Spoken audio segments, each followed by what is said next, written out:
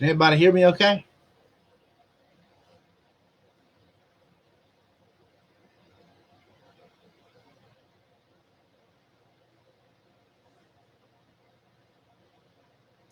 I'm not sure what's going on with that other stream. It wouldn't let me start it. So we're going to give just a few people a little bit more time. Got about 10 guys in here. I know there's going to be some other people jumping on. I'm going to put a link in that other thing real quick.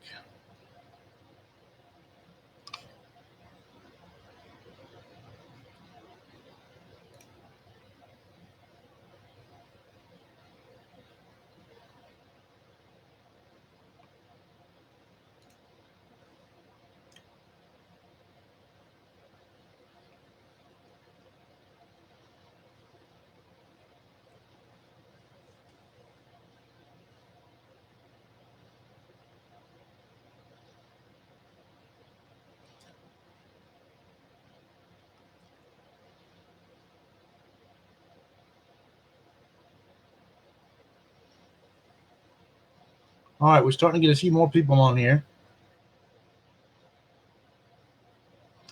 Give it a couple more minutes, and then we'll go ahead and get started. If one of the things you may want to do is get you a notepad, just something to write down the settings on. This video will be on my YouTube channel.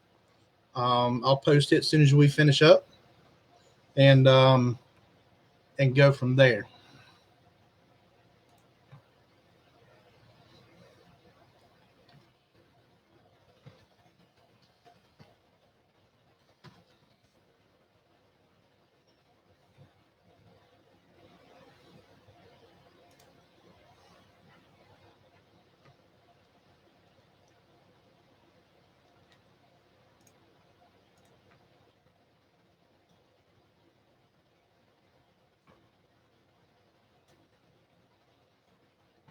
Trying to get the link out here, guys.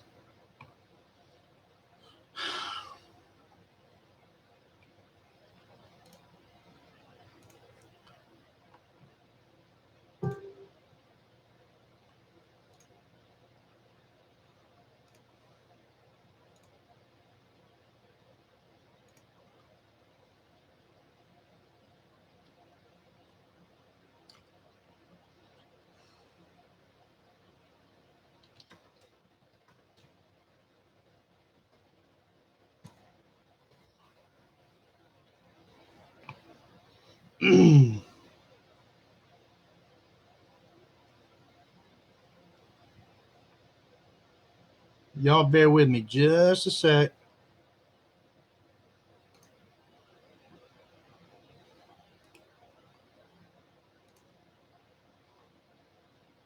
What's up, Rod? How are you, brother?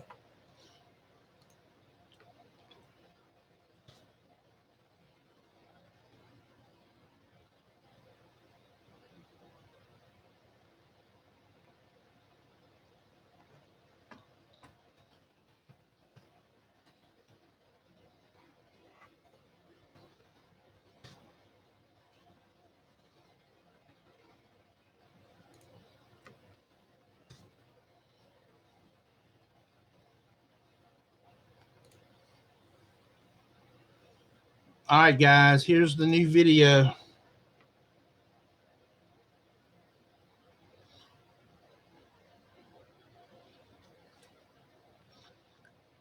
Let's see here. Gene, I'm not sure what's going on with your video, bud.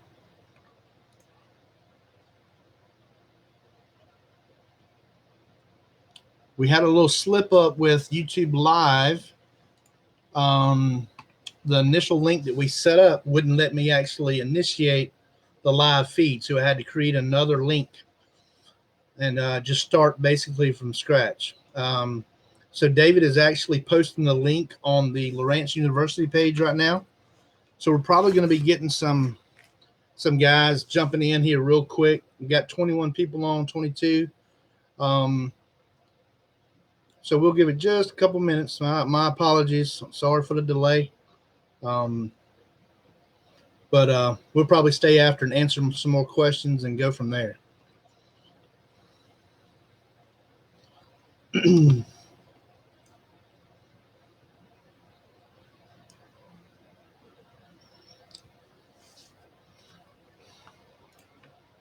If you're just joining us, we had a little slip up with YouTube and the link that we actually been advertising. Tried to go in and hit start, and it said it couldn't start. So I just had to start another live feed real quick, and now we're having to direct everybody from the old feed to the new feed. So while I've got everybody that's just starting here, I'm going to just go ahead and give everyone my information. If you need to get in contact with me, tacticalsonar.com. Let me move my big head, and then that way y'all can see the phone number. It's 864-992-6362. That's my cell. Got on the water classes, installation, setup.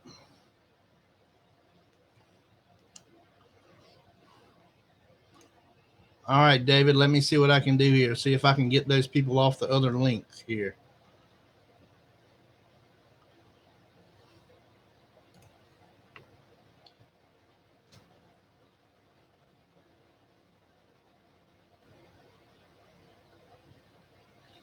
All right, I just pasted the new link on here.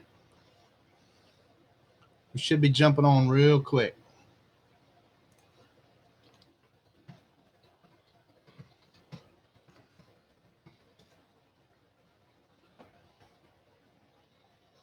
But what I was saying is tacticalsonar.com. If you need to email me, it's paul@tacticalsonar.com.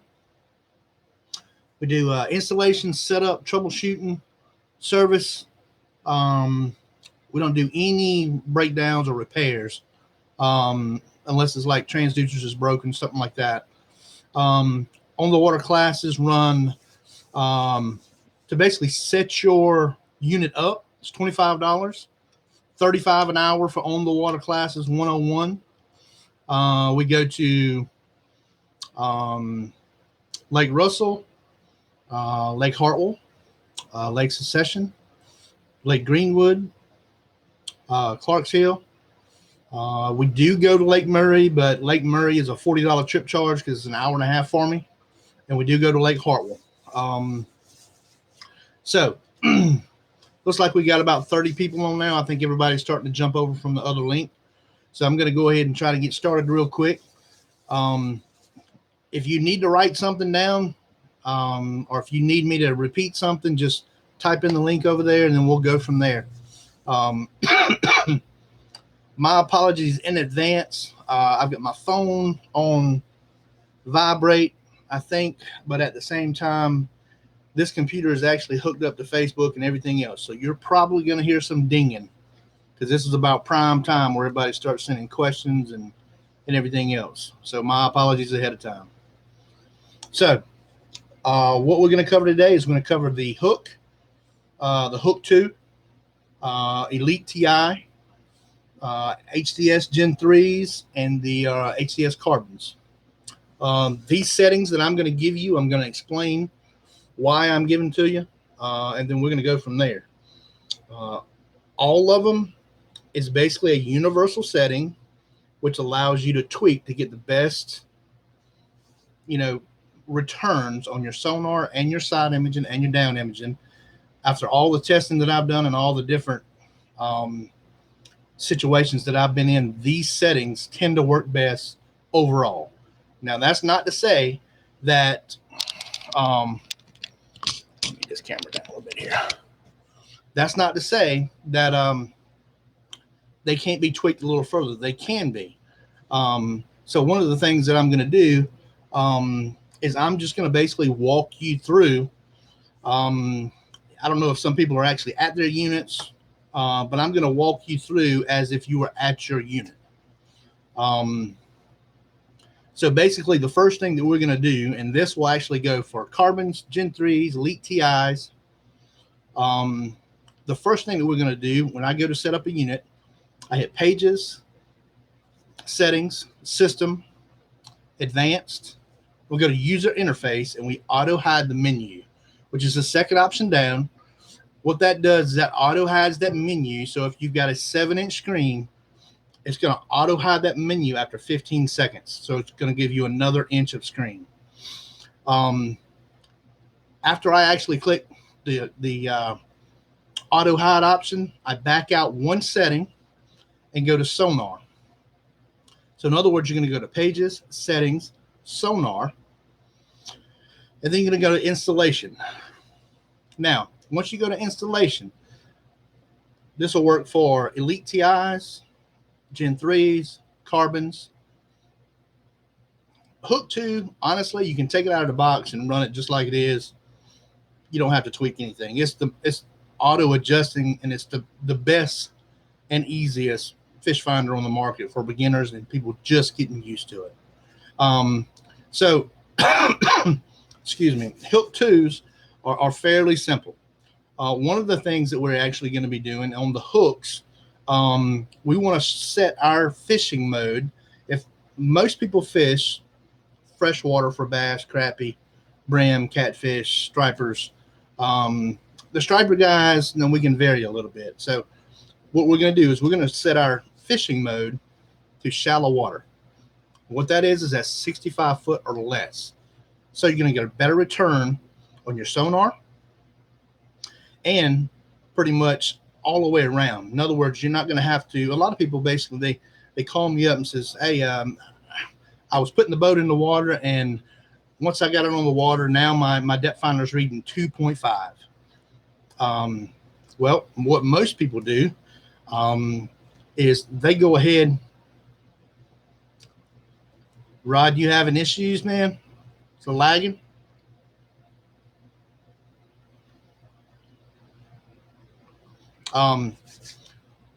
What most people do is they go ahead, they unhook the boat. If somebody's in the boat, they unhook the back straps. They go ahead and hit the power button, on the units. Go ahead and get them cranked up, so-called warming them up. These units don't need to warm up, but what happens is when you turn that unit on and it pops on, it locks on to the foot of the motor, and that's directly 2.5 foot below the transducer, usually. So when it actually goes in and basically locked on 2.5 foot, what you need to do is turn the unit off, trim the motor up, back into the water, crank the unit back up, let it lock on the bottom, trim your motor down, and go on about your business. You usually won't have that problem anymore. But what that is it's locking on the motor. Did it ever free back up, Kevin? I've got a great internet signal here, so I'm not sure if it's other internet providers or what's going on, but I'm at about 60 megs right here. Some people are having some lag issues. I'm not sure what's going on there.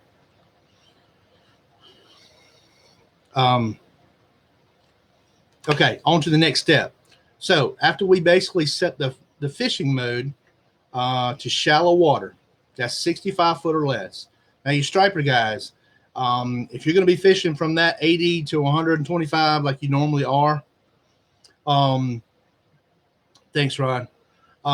What you want to do is you may want to change that over to freshwater, because freshwater goes up to about 400 feet. Going to give you a little bit better return in that deeper water. But if you're going to stay shallow, I would flip it over to shallow water easily. The second thing that we're going to do while we're in there, after we go to installation, we change the fishing mode to shallow water. Then we're going to go to transducer type. And then here comes the problem child, where people go in and say, well, I don't know what transducer I have. You know, I don't really know what's going on here.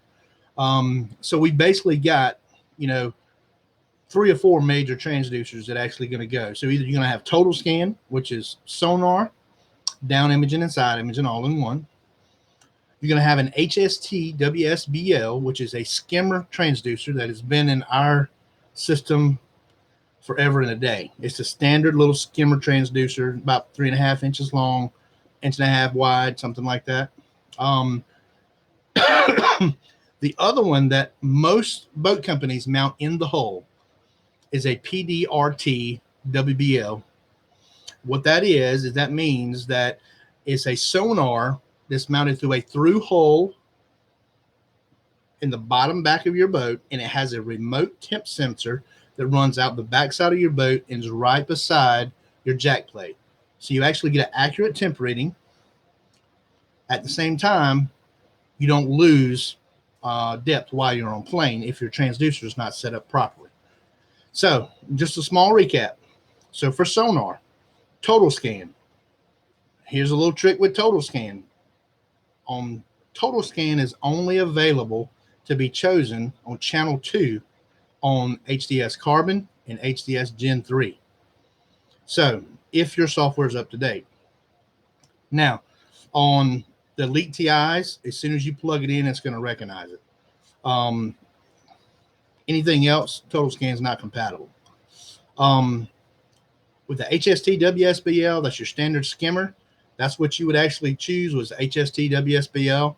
For the one that's in the hull, most Skeeters, Rangers, most of those, excuse me. And it's going to be a PDRT with a remote temp. That's what you're going to select for the in-hole transducer. All of the structure scan transducers are automatically selected because they're a 9-pin transducer. So you don't have to choose a transducer for your structure scan transducer unless it's a total scan.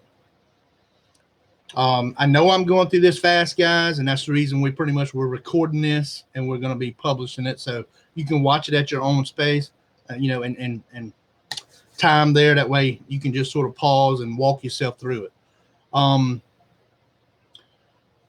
I know I get a little bit fast, but I can do this stuff in my sleep. I've just been doing it for so long and everything else. But in order to meet our time slot, we're going to have to sort of, go over our time because we were late starting and everything else. But I'll answer any questions you've got. After we go through and set our transducer up, the next step I go through is I go to pages, and then we're going to go to a full page of sonar. Then we're going to go to advanced, and we're going to make sure noise and surface clarity are on low. We're going to hit back, and then we're actually going to go to view. And we're going to change the palette view to number 13. Now, the sensitivity, that's one of those actual other tweaks that you can play with. So if you're drop shotting, depending on where your transducer is, if it's up front on your trolling motor, you can do that. Now, one of the other things on your trolling motor that I was getting ready to cover, and on the hooks, Gen 3s, carbons, everything else, is the HDI transducer. The HDI transducer, most people run those on the trolling motor unless it's a hook. They run those on the trolling motor, or they run it on the back of the boat for the hook and the hook twos. So when you go into installation and go to transducer type, you choose HDI 83200/455-800. That being said, the HDI actually gives you the capability on the trolling motor to actually give you sonar and down imaging, which now gives you the new fish reveal with the latest software updates. So with that being said, if you basically go in and do a software update, and just like the fish reveal update, I get 9 million calls a day. I done lost my temperature. I done lost my depth. I don't know what's going on. For everybody watching that is doing software updates from here on out, in the fine print that nobody ever reads, when you do a software update, make sure you go in and do a soft reset after you do your installation of the software update. Easy way to do that: pages, settings, system, restore system defaults. When it comes up, it's going to come up with a box and it's going to say your global local settings. Just make sure your waypoints, routes, and trails are unchecked. Hit OK. It's going to restart. When it restarts, it's going to walk you through, and it's going to, first question it's going to ask you, it says, do you want to start demo? No. Would you like to configure this device? Yes. Miles per hour, lakes, regular fishing. It'll come back up and says, if all your units are powered up, would you like auto source selection to start? You hit OK. What that's going to do is remove all your invalid transducers. An invalid transducer, this is the other big thing that I get a lot of questions on. Invalid transducers usually means that the transducer is not in the water and it's not getting a return on the ping, so it thinks it's working improperly. So it'll remove those until it gets back into the water. Now, if you put that on demo, everything will work properly. Excuse me. So after we go in and select on the sensitivity of your sonar, if you're drop shotting, you may want to bump it up to +2. If you're getting a bunch of cluttered, you know, that's something you play with. That's one of the settings that I'm constantly playing with on sonar, always. The next thing that we do, we're going to hit pages. We're going to go to a full page of structure. We're going to go to advanced. If you're running a LSS2 on your structure scan, make sure surface clarity is on low, and it's not going to give you an option for noise rejection. So what you want to do is you back on out of that, you go to your palette, change to number 9. Number 9 on a LSS2 will give you more clarity and show you more fish, basically better than any other palette than there is right now on LSS2. Now, if you're running a 3D transducer, 1, 6, 9, about any of the palettes on a 3D and a carbon is absolutely phenomenal. I mean, you can about change to any palette you want to, and it's the best on the market by far. Again, the 3D transducer connects via network, your Ethernet cable. You don't have a physical transducer that plugs into the back of the unit. You have a box, transducer 1, transducer 2 plugs into it, and then you actually have an Ethernet cable that would go to each unit to connect it, so you can share your 3D transducer and your waypoints and everything else. Once you go through and set your palette to number 9, your contrast is basically, I guess it's another wing of sensitivity, but it's basically your colors of how much and how strong of a return you're going to actually get. So in other words, most people keep it on auto, and that's fine. When I'm scanning, I'm constantly playing with my contrast up and down on the slider, because I want, if I'm in 7 foot of water scanning 100 foot, and everybody's like, well, that's crazy. Why would you scan 100 foot in 7 foot of water? Because I want to see if there's a fish on that lay down on the right when I'm scanning the whole pocket. I don't, you know, I'm not buying into this 3 times the depth thing, because why do I want to do 3 times the depth? Because now I can look, I only want to look 80 feet if I'm in 20 foot. And that's ridiculous. These transducers will look 300 and 400 feet to the right. I want to be scanning the pockets. I can identify fish 300 foot off the boat or 100 foot off the boat. So I want to be able to use the best of my capabilities with the, you know, the equipment that I have. Why to limit it to 80 to 100 feet? That's useless. So the big thing about the setup with the carbons, Elite TIs, and the Gen 3s, they've all used basically the same settings all the way across the board. Now I'm going to cover the frequency real quick. Now I'm going to give you guesstimates here just so it gives you an idea. Say in 20 foot of water, 200 kilohertz, rough ballpark 6 foot, just to give you an idea on your beam. 83, you're looking about 9.5, 10 foot, somewhere in that ballpark, and 20 foot of water. If you go to medium chirp, you're looking at about 3.5 to 4 foot on the beam. You go to high chirp, down you're looking at about 2 foot and 20 foot of water. So most people, whenever you're actually, drop shotting and you want to see what's directly under you and everything else, they want to be in that 200, the medium chirp. So you don't want directly below the transducer. That's what you're looking for. If you've got it on 83, when you're dropping down, I'm like, well, I'm hitting him in the face. Well, it's right there. Well, most likely that's about 4 foot to your right. You're just not realizing it because the beam is wider and it's over to the right. So it's taking him a minute to get there. The other thing with the hook, we're going to use the same settings on the hook, shallow water, but the hook doesn't have, since it's an entry-level depth finder, it doesn't have all the options and all the capabilities of the HTS or the Elite TIs. So, excuse me, guys. So on the hook series, we're going to basically set it up the same way.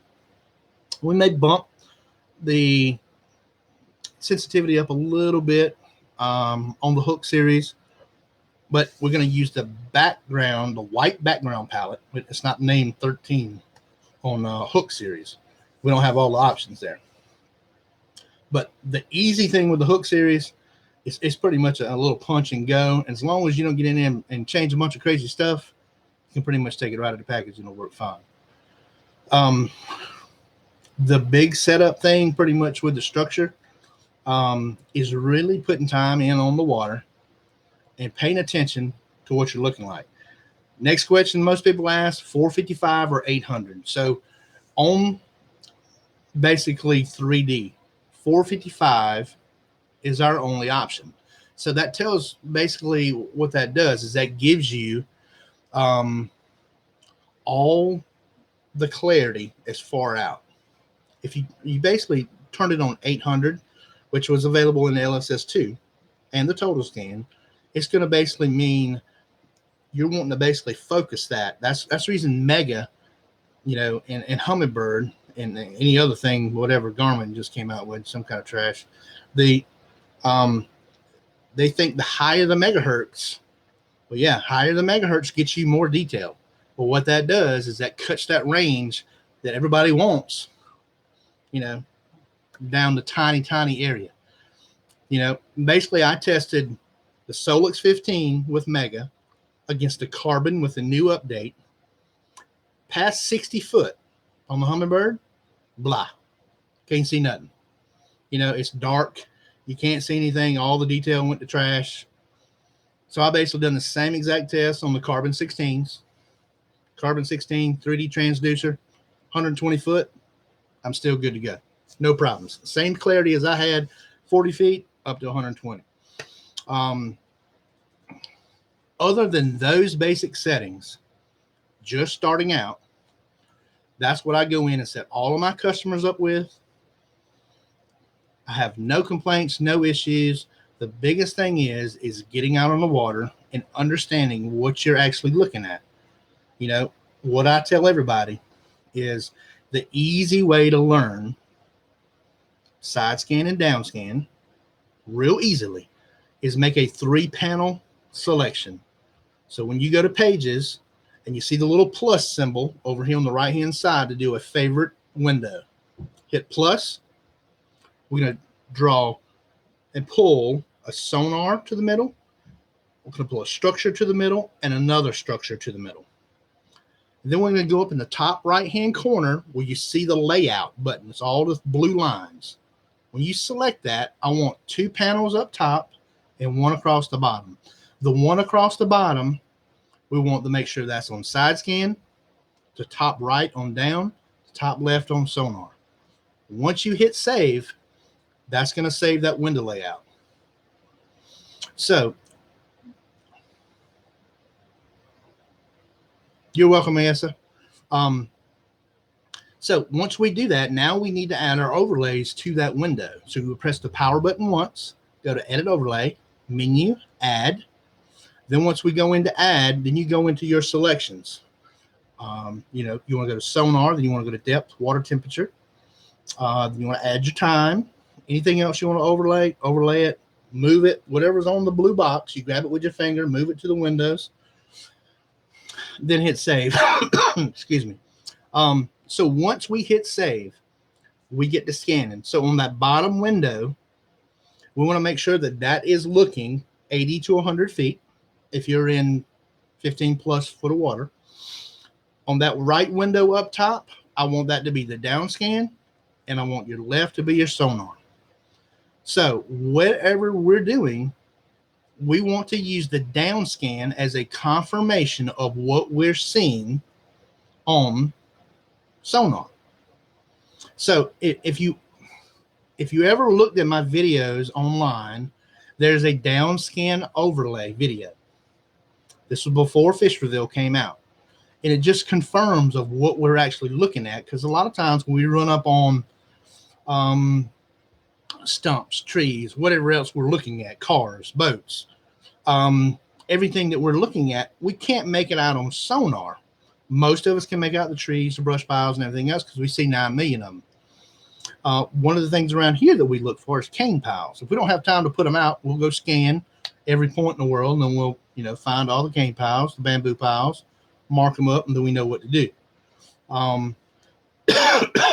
But you always want to use your down scan as far as your confirmation of your sonar. You use that as a learning tool to say, okay, now I know what I'm looking at. So then what happens is by doing that in down scan, it's going to show you more detail. Now with the latest fish reveal update, now what you can do is once you get comfortable, you can take away that sonar window. If you have a 7 or a 9, even a 12, it gets crowded. So once it gets crowded on there, if you can take away a sonar screen and just have down imaging and side imaging and a map, now you've eliminated one more screen that you don't have to worry about. So one other thing that I'm going to cover real quick before I start taking questions is fish reveal options. So for people that they're not liking the fish reveal, they don't think it's accurate, we're going to cover 2 little things with that, and then I'll start taking questions. So everybody wants to know what that line is. It's basically right above the bottom. But before I tell you that, what I'm going to do, if you go to pages, then go to advanced, or menu and go to advanced, you can actually turn fish reveal off right there. All right. So if you go down, go back, and then go down to fish reveal options. If you actually choose palette 13 as your sonar overlay and actually take your sensitivity and move it to about 75 or so, that's going to eliminate a bunch of trash, but the hard returns will actually stay. So back to what that line is, that's pretty much sitting right above the bottom that everybody seems to want to fuss about. And so fish reveal is useless and everything else. And okay, whatever they want to fuss about, they can fuss about. What that is people don't realize that you're sitting right here with your structure scan transducer. Right here is your sonar transducer. So fish reveal takes an algorithm from their sonar and basically takes the returns from there and lays it onto that down imaging cast. So that line, what you're seeing is the difference between your sonar transducer and your structure scan transducer. That's the reason whenever you're running a HDI or total scan transducer, you may see a faint line on the bottom, but you don't see the line above the bottom because that's the even on the transducer. It's coming from the same source, so it's dead on. Most people don't think about that, but that's one thing or less. But I know that was fast, and I covered a bunch of stuff real quick, but this is actually going to be on YouTube, so you can go back and listen. If you have any questions pretty much after the video, let me move out of the way. That way you can see my number. It's tacticalsonar.com. 864-992-6362 is my cell phone number. Tactical Sonar is full time for me right now. I'm wide open with classes, training, installations, everything else. So if you need me, it's tacticalsonar.com or paul@tacticalsonar.com. So as of right now, I'm going to start taking questions, and we're going to take about 15 minutes of questions, however that needs to go. My apologies for the mix-up whenever we first started, but if you need anything, let's start answering some questions.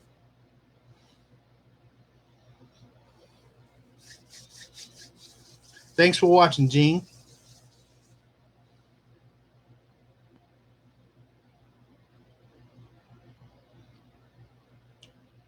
No, so you can't remove that unless you actually turn fish reel off.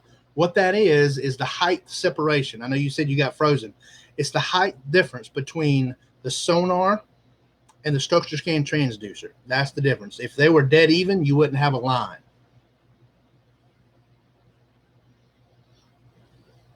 Yes, sir.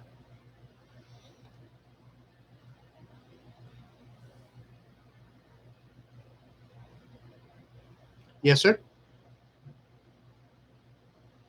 Where are you located at, K-Man?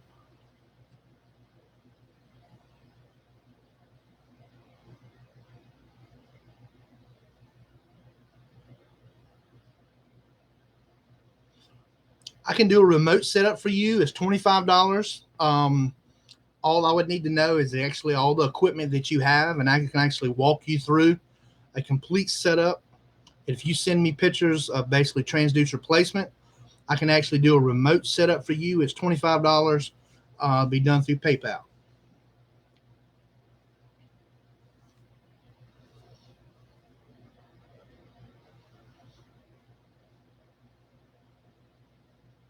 Take about 5-6 minutes, if that. My PayPal is skeeterman92@gmail.com. I used to be a Skeeter man, but now I'm a Phoenix man.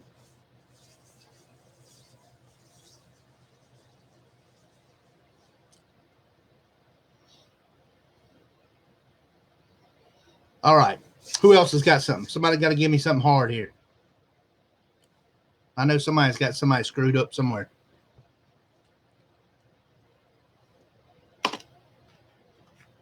Yes, sir. That's it. You got it, Kevin.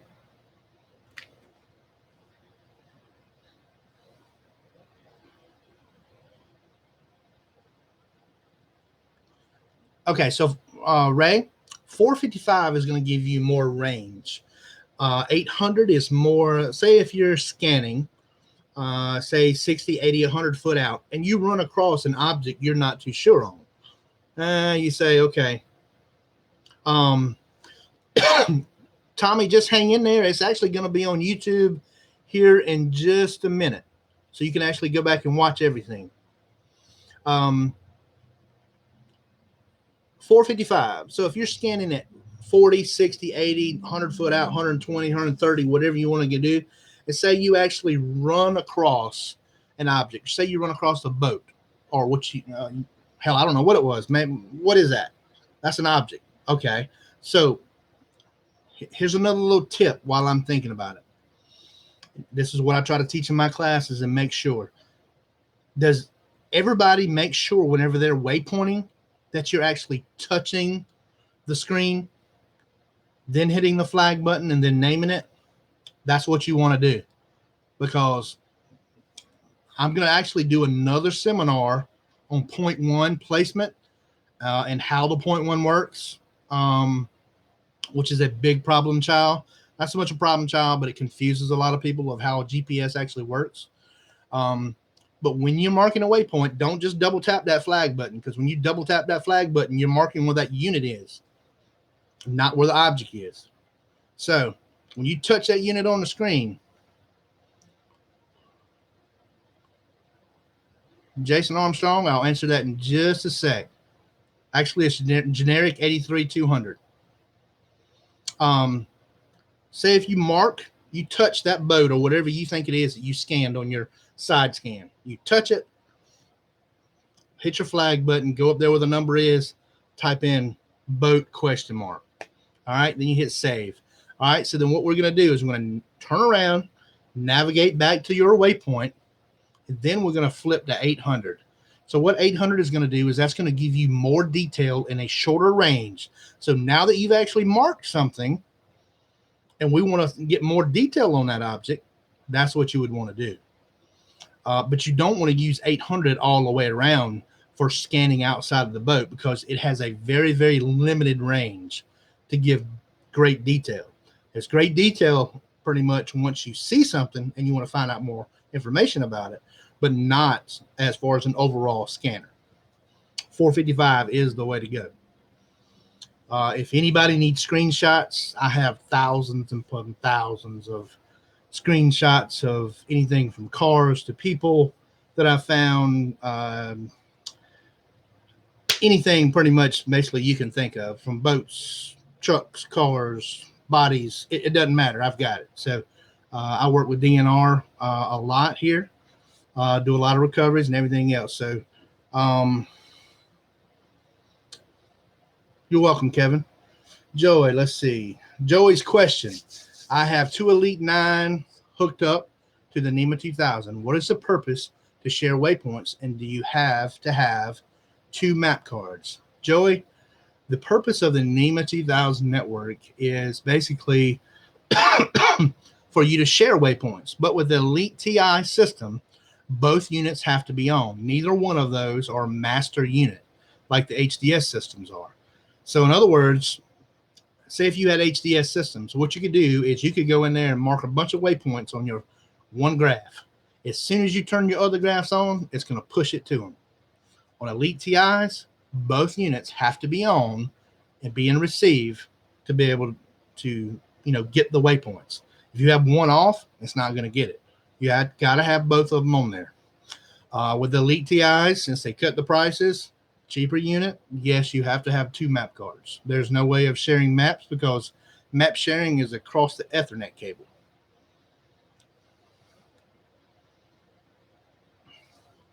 I hope that answered your question, Joy.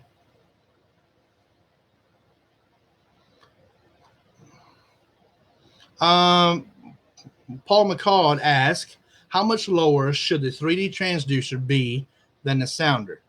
Honestly, even if possible. Yes, sir, Jason.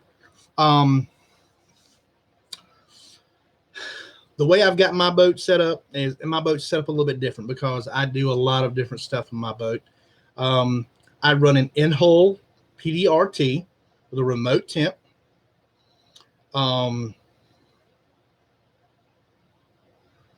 David, I'll answer your question in just a sec.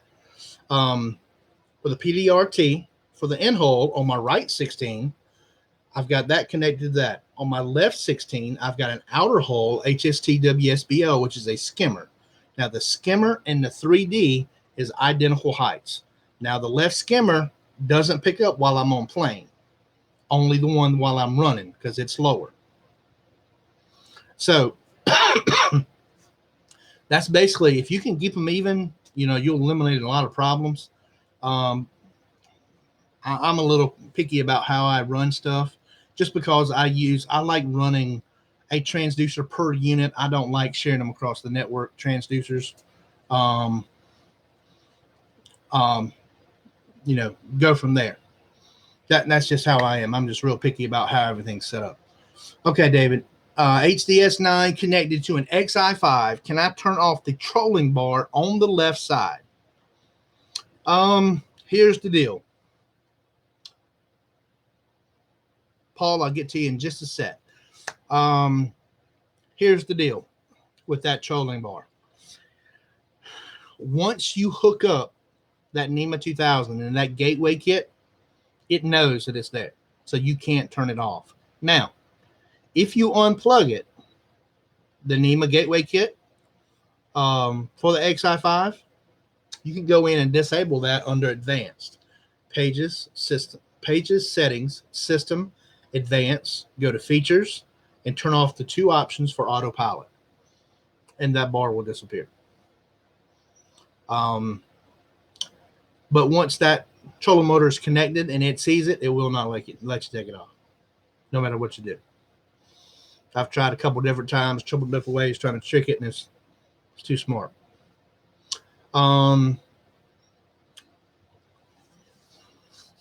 Ray, hey y'all, if Paul's visiting your neighborhood, Cabela's. Yep, Ray, you're good. So, not sure.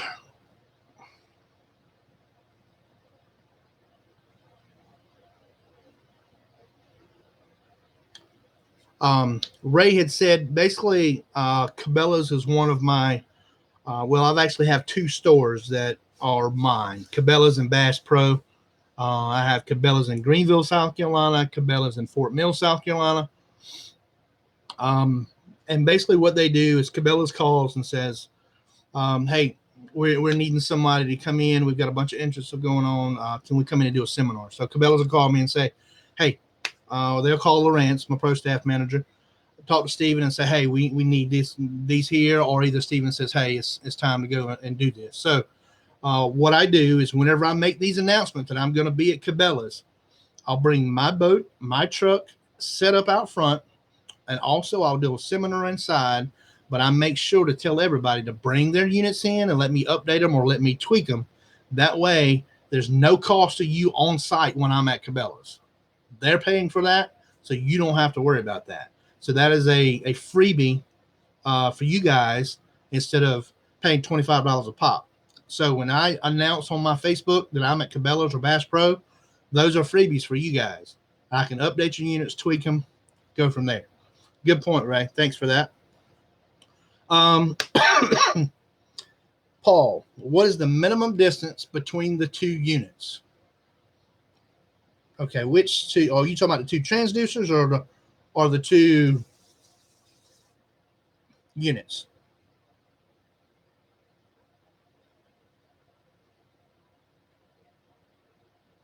Okay, transducers. If you're wanting to use downscan overlay, 12 inches is your minimum.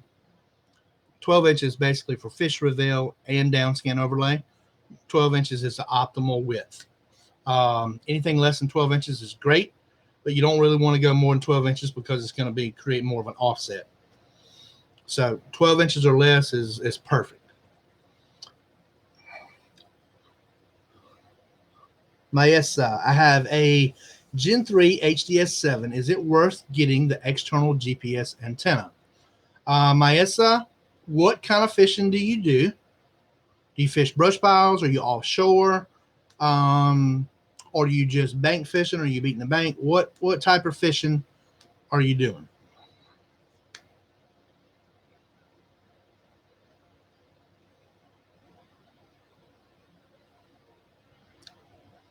I'm going to go ahead and answer a question real quick from CS. My XI5 and Elite TI conflict while using cruise control. Your software needs to be updated and your firmware needs to be updated. You have to contact Motor Guide to get your firmware updated. They will actually send you a disk to update it. You contact Motor Guide and they can take care of you. That's a common problem. Potomac River banks and middle drop-offs. So are you, I guess the question is, Maesa, are you directionally fishing? So in other words, are you dropping brush piles or you need to line up on objects? So here, the reason I'm asking this is none of our units come with a heading sensor. All of our units come with a GPS sensor unless it has an X out beside the number. So with that being said, while you're moving, the arrow continues to point straight. When you're sitting still, if you have heading up selected on your map, the map is going to rotate because it only has a GPS. In other words, like your car. So in other words, if you started moving backwards, what's going to happen is that arrow is going to turn this way because it's only a GPS and it thinks you're going that way, even though the boat's just moving backwards. So with a 0.1 antenna, it gives your whole system a heading system. So in other words, it requires a NEMA 2000 starter kit, a T for every unit that's on the system. Whenever you back up, when you have a 0.1, your arrow is going to stay straight and it'll just back up. When you make a tick to the left, that arrow is going to make a tick to the left. That whole map's not going to spin anymore because now it knows which way your boat is pointing. And that's what that is a heading sensor. It's called a 0.1 antenna and a NEMA 2000 starter kit. In my opinion, it's a no-brainer. Got to have it.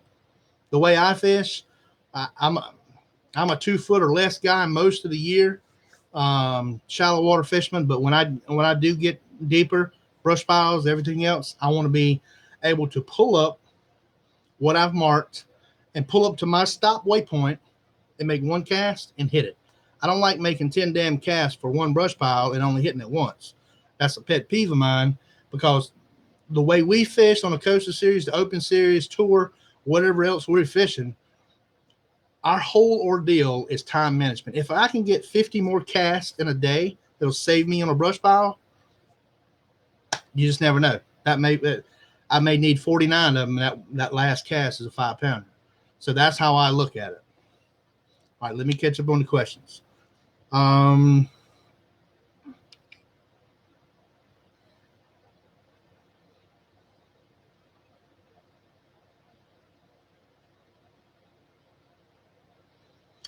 Okay.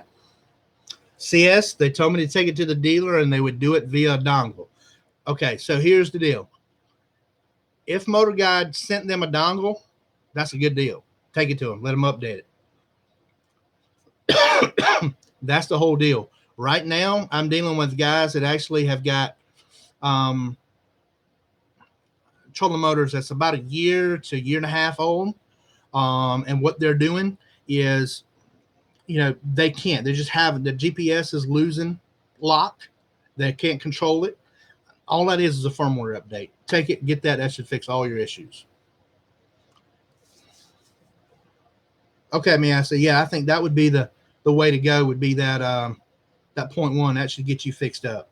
Mark Collins running 2 HDS units tied together with Ethernet cable, adding NEMA 2000, tie in 0.1 and XI5. Will both need to be plugged into NEMA. Yes, sir. Anything that is on that NEMA network. So if you're running, you got 2 HDS units, so you're going to basically make sure you're going to have a T for your gateway kit. You're going to have a T for your 0.1, a T for your first HDS, and a T for your second HDS, and a T for your power to power the NEMA network. It has to be powered.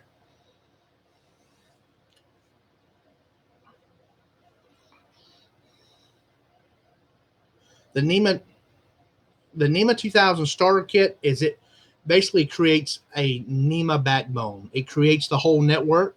And when you order that kit, it basically is a starter kit. So basically it goes in and it gives you a power node to run to a switch. And when you flip your switch on, it gets power to all the NEMA. So like on my motor, I run a show. So all of my engine information comes through my Lowrances, through my NEMA network. So I have everything, all my trim, my fuel gauges, everything is on my Lowrance network. I don't need any gauges on my boat. Everything is run through Lowrance. NEMA basically ties in all types of gauges, any kind of numbers, anything that it can do that. I mean, it's an awesome system.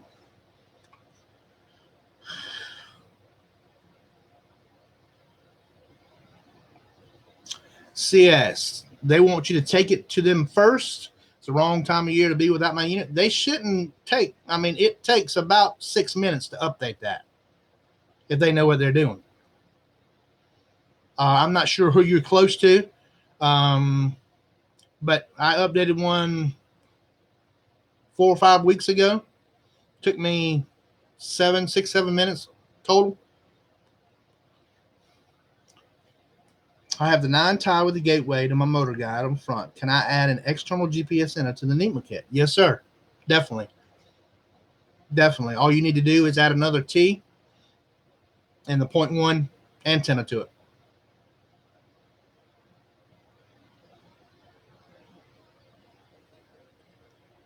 Yes, sir.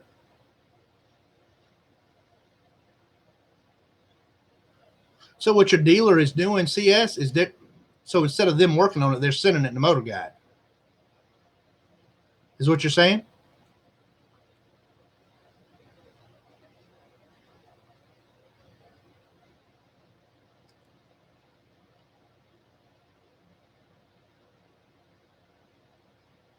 Nah, I got you. Yeah, so what's going to happen is motor guide's going to send them the dongle to update. Yeah. Yeah. That's common because they don't have that many dongles. So that's the whole deal. Very, very common with that that system. And I don't get me wrong, I'm not going to badmouth Motor Guide or anybody else.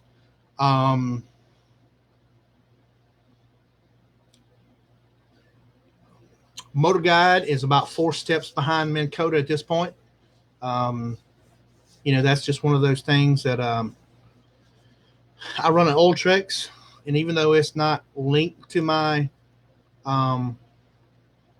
16 up front, it's I use it just like it is. In other words, I can't basically do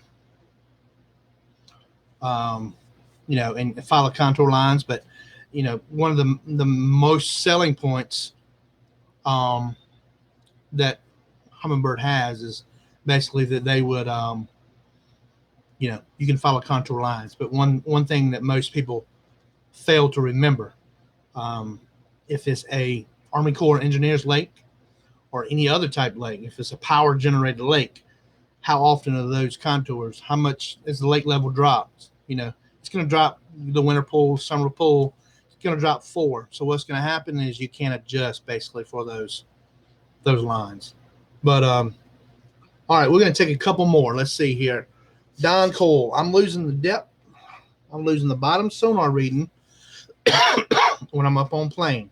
I didn't have this trouble before installing the LS2, and now my total scan. I want to see what's under the boat when I'm on plane.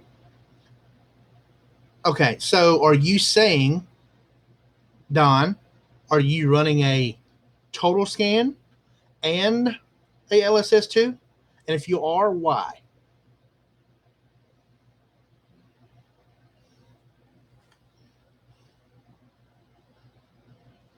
You're welcome, CS.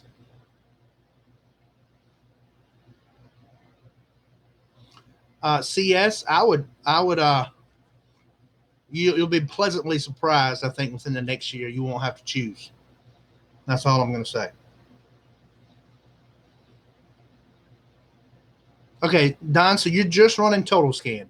Okay, so total scan is, I'm not sure if you saw Jacob Scott's video on total scan installation.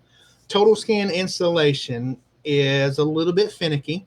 It needs to sit about 1/8 of an inch. The bottom of the transducer needs to sit about 1/8 of an inch below the very bottom of the hole.